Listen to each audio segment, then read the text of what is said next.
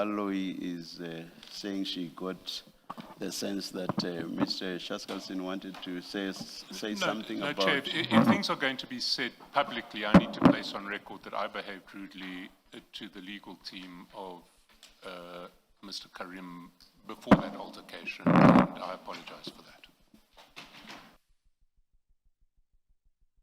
Thank you very much for the apology. Is it accepted? Yes, we have no issue with accepting. Thank you. Thank you very much. And thanks, Commissioner Valoy, for bringing that to my attention. Yes, Mr. Bana. Thank you, Chair. Chair, I just want to place on record two matters. The first deals with documents that we have been drip-fed since Friday and over the weekend. You will recall, and I was not involved, on the 6th of February, the postponement was caused by late documents that were handed to Mr. Carrim's legal team by the Commission's evidence leaders. Following upon that, we received documents on Friday in terms of the directive, and I'll deal with why those documents should not have been produced earlier. In terms of... Mr. Bana, may I just raise this? We've seen the correspondence, and may I just find out from Mr. Shaskalson if he will be referring to or relying on the documents that were served after the postponement, not the supplementary bundle that was to be served on the 6th. The other documents, will you be using those today? Because what I have in mind, so as to save time, because a lot of time has been lost already, what I have in mind is whether it's possible for you to only use that documentation tomorrow and not today. Chair, if we're talking about the documents, there was one written page and an electronic spreadsheet, which is the underlying source material for a document already in the bundle. I don't intend to refer to either of those today. There was as well, so there were the Friday documents, and then there were 6 pages. Yeah, I wanted to refer to the 6 pages because I saw reference to 6 pages. The 6 pages I will refer to today. Mr. Bana, what do you think would practically cure? But 6 pages, when were the 6 pages served? I set up with the witness, consultations I held, and despite correspondence from my attorney saying, please don't drip feed us with documents, documents just keep appearing with no explanation as to why they were not given. In fact, even the Friday documents, it's clear the Commission was in possession of that ages ago. They could have been included when we were given the bundle on the 6th February. Instead, they were not. And attitude was taken, we'll see what's in your statement, and then we'll decide to give you the documents. That's a classic ambush. Giving us documents on the morning when we're traveling to court is a classic ambush. And it's no comfort to say we won't use those documents today, we'll deal with them tomorrow. We're all under constraints. Most of the legal team are fasting. It's Ramadan. The witness is fasting.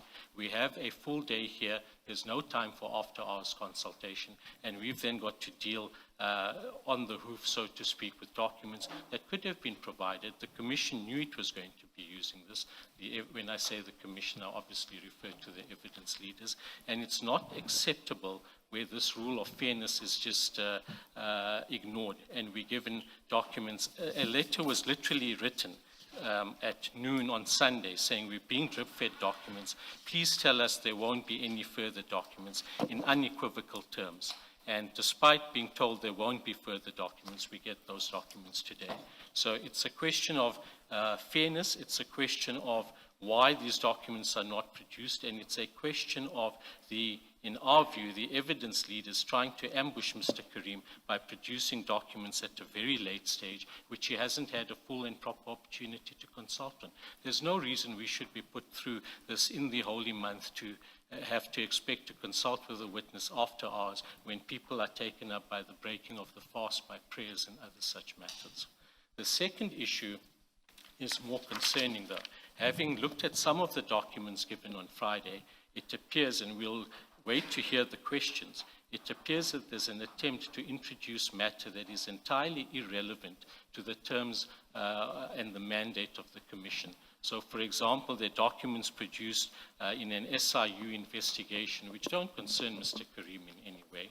Obviously, they're put up there. There's going to be an examination for the purpose of examination, and we are going to note that any attempt to ask questions which are not relevant or rationally connected to the purpose of the Commission and its mandate, in our view, transgresses the principles of legality and transgresses the principles of fairness. I put that out up front, Chair, because you're going to hear if there's an attempt to cross-examine on matters that are not rationally connected to that purpose, there are going to be constant objections from our side. And those objections are not because we in any way want to be obstructive, but Mr. Carrim's rights have to be protected. The terms of reference of the Commission have to be respected, and the principle of legality has to be upheld. Thank you, Chair. Thank you.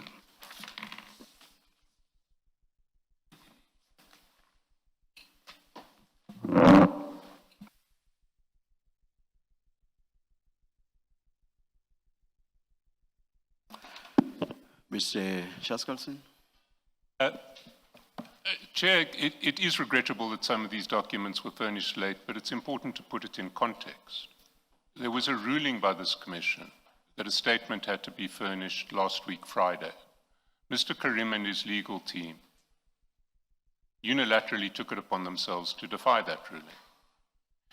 They furnished their statement 5 days after this Commission ordered it to be furnished.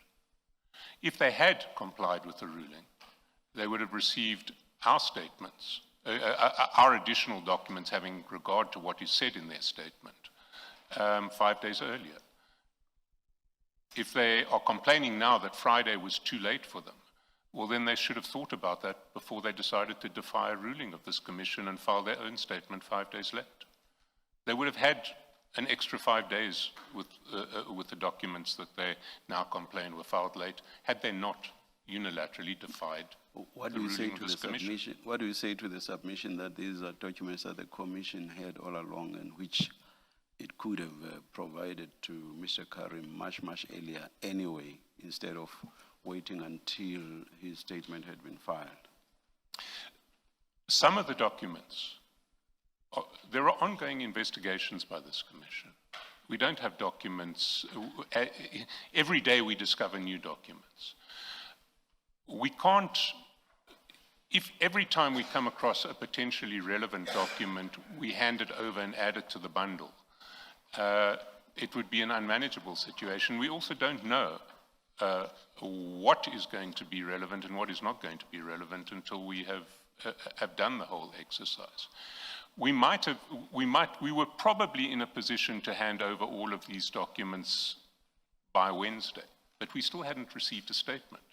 Once we got a statement, some of the documents may have become irrelevant. There may have been other statements that became relevant. The whole purpose of this schedule was to ensure that we were given a statement, and then, if as a result of a statement we wanted to supplement the bundle, we would. And they defied that ruling, not us. We gave them our documents within 2 days of receiving their statement. And that was what the original ruling was. And your submission on the documents that Mr. Bana says are irrelevant? Oh no, they are most definitely relevant. The relevance will emerge in the course of the questioning. Mr. Bana, who comes late to this party, may not understand the relevance, but they are very relevant. And if he wants to object, we will deal with his objections as and when they come. So there isn't even a possibility of anticipating the objections in the sense of, in broad terms perhaps, unless you are going to give away something, in broad terms perhaps indicating the relevance at this stage. I'm not pushing you to.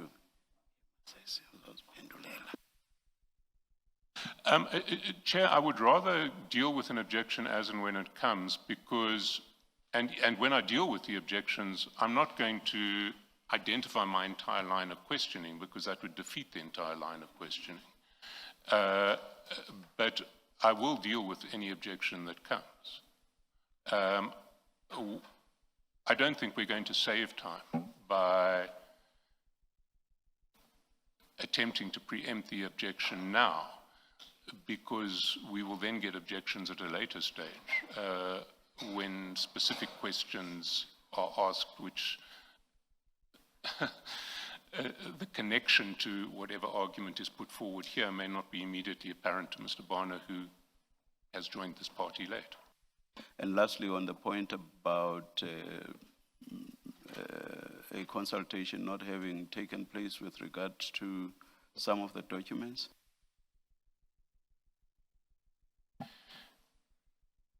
There are literally 6 pages of documents that came after Friday that I intend to refer to today.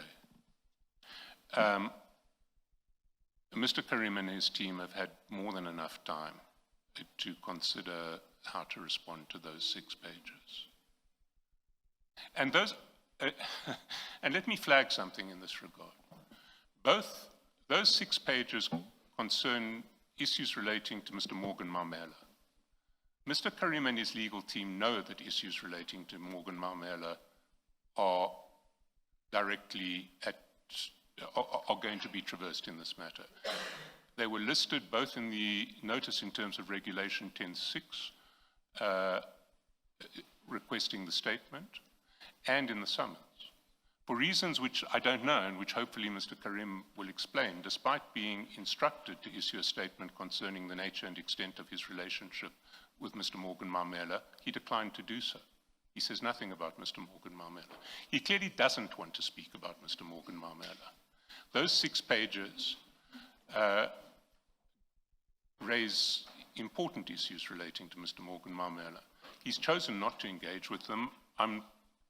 The attitude from the Commission side is he must, and he must answer whether he would prefer not to, whether or not he would prefer to stay silent in that regard.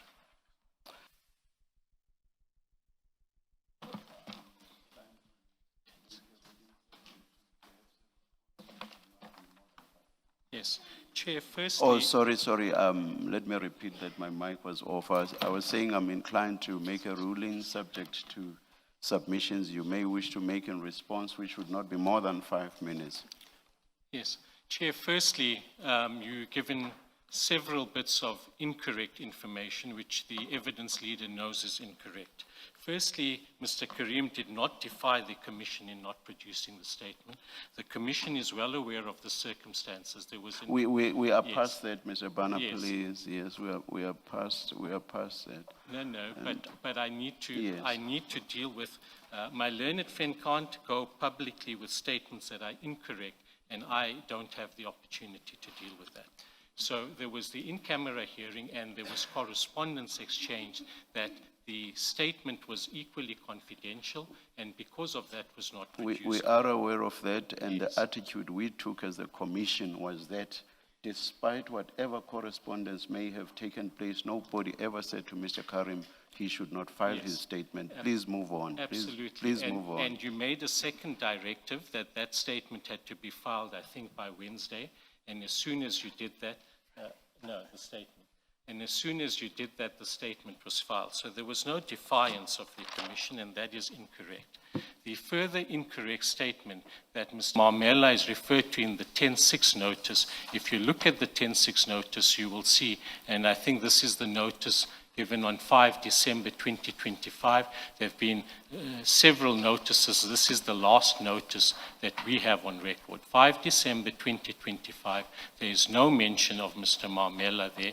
People such as Mr. Brown, Mahotsi, etc. are referred to, no mention of Mr. Mamela.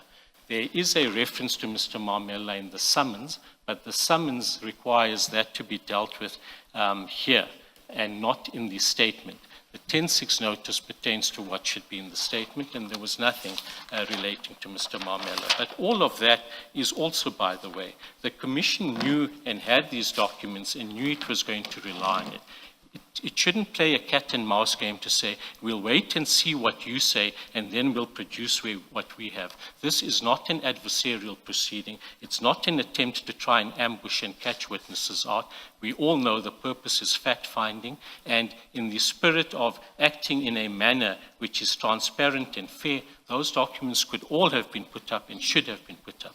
The explanation that you're given that the relevance only appears from the statement is also incorrect, because our learned friends knew they were going to examine on this, because it's in the summons, and it is incorrect to say they had to wait for the statement. Chair, I have raised a general objection as to documents being put into the bundle in an examination. That remains as a general objection, and we will raise specific objections to specific questions. But we do place on record that this is not what the Commission's mandate is, to deal with matters that concern the SIU, tenders that are not even related to the police services. And whilst Mr. Carrim will no doubt be able to deal with whatever is put to him, that is not the point. The point is that this Commission should stay within its mandate, and the evidence leaders should stay within their mandate. Thank you, Chair. Thank you, Mr. Bana. Sorry, Chair, I do need What I did not get to hear, sorry, Mr. Chair. What I did not get to hear was what Mr. Carrim's bottom line is for Yes. today. Chair, that the spreadsheet itself might be one page, but that page is a collation of a number of source documents, and we will have to see how far we get today, and if we need more time, which is not the type of scenario that we adjourn at 4, and we expect it to be here at 9:30 to deal with this, we'll ask you to stand down further. Stand down at what point? Depending how far we get Oh, today. how far we get. So All let's right, assume all right. that the questions today go till midday, we might be able to consult on the spreadsheet. And also there may be some consequential applications coming from that. There's an issue of confidentiality which I need to consider as well, and I want to give you the heads up for that. Yes. You wanted to, thank you, Mr. Bana. Thank you you, wanted Chair. to respond, Mr. Chaskov? Chair, there was a notice in terms of Rule 10.6 issued on the 24th of October that specifically referred to Mr. Maumera.